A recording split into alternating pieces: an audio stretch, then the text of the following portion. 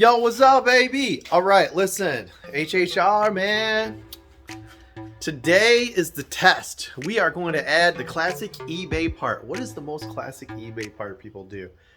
The air intake O. Air intake O. Maybe you want a little bit more power. Maybe you want your car to go boop, boop, boop, boop, boop, boop. I don't know. Maybe you just want to drive a little crazy. Oh, shit! Maybe you have a piece of crap, and maybe you have an awesome car, and you decide, hey, I don't want to spend a lot of money on intake because basically it's an aluminum pipe with a filter on it, and probably the filter, to be honest, guys, is your most important thing. And sometimes your OEM system is probably better if you just change it a little bit. We'll discuss that in this video because today we're gonna put an eBay intake as part of our eBay reviews, as more of them will come, on the HHR. All right, so I got this fancy knife. This is literally like $100 knife, and it's so dangerous. Look at this. Does that make any sense at all? No, it's just somebody thought it was fancy. All right, so here we go. So this is like you type in air intake HHR, and this is the air intake that's like every air intake you buy off eBay. There's loose plastic inside of this. Paid $70 for this air intake, maybe 60 or 70 around there. Garbage. Let's see what we got here. Install this in towards the air filter. All right, so yay.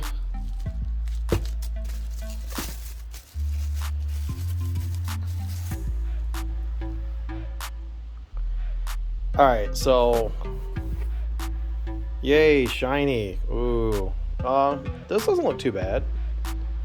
Ish. I mean, ish. It's at least welded. This is not good. So this is Miz. If you look up close here, there's like no sealing or anything on here. So most likely you're gonna get a possible leak from that.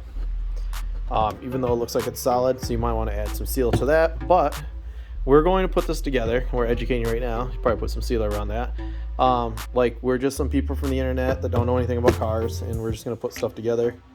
I guess this is, I don't know what this is. It's a plastic piece that goes in here, so it's piece plastic right here. I don't know if that's supposed to change things, but maybe that's the reason why I said this side towards air intake.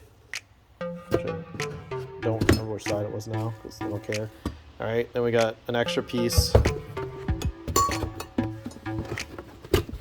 And we've got your, now do not oil the eBay air filters. These are garbage. These are pretty much going to have as much life as a normal filter, which sucks because you're going to buy expensive filters later. But there you go. This is your expensive, not expensive, but expensive because you have to keep getting them. So these aren't oiled from factory. They're dry. All right, so K&N ones are oiled. Smell test, it's definitely dry. All right, so let's go in here and let's get to work. All right, so this is your air filter box.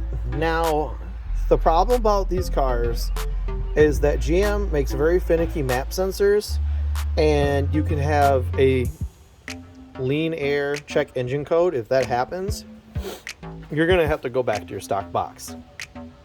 The reason being is that the Ecotex and the 2.4 specifically, that's actually supposed to use it's supposed to use premium, but you can use premium or non-premium, so I'm going to switch premium for sure after doing this.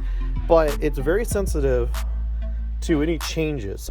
So this is your box right here. It's your air filter. This whole thing's designed to be quieter because when you get on these cars, they're actually, the intakes are sort of loud, and I like that. That's the reason why I want to do this. That's the reason why I want to play around with this box. So this is your inlet tube. So if you really wanted to make a functional filter system, which I'll probably do after this video, you just get a K&N drop-in, okay?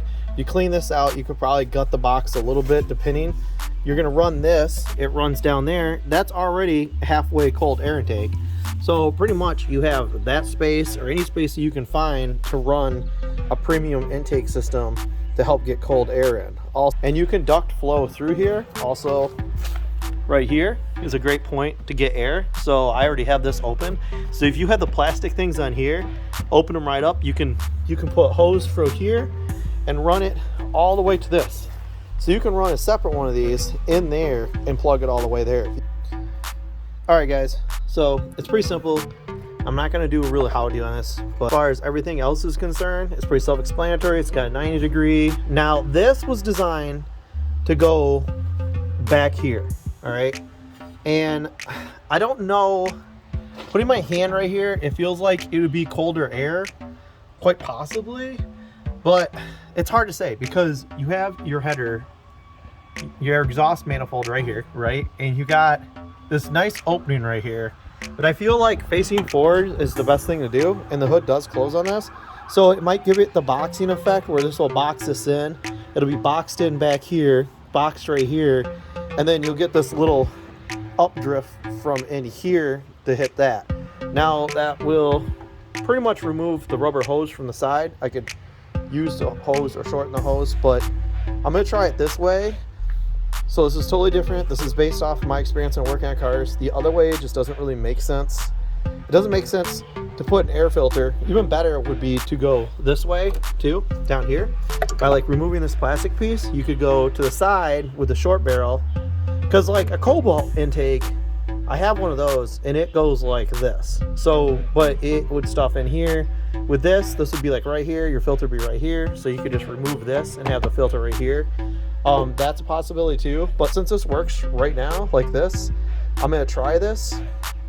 The thing I do like is that it will give it a little bit of length. It'll box it in, and hopefully it won't set the code off, but we're gonna see if that's a true thing.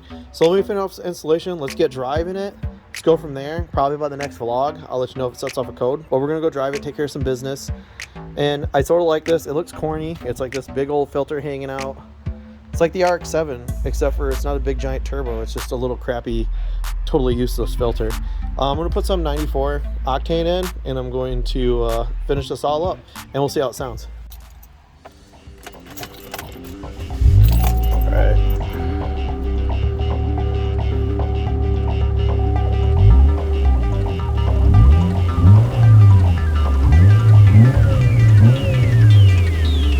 Sounds cool. Take it for a spin. Oh yeah, it's definitely louder. It does not feel any faster. It feels well.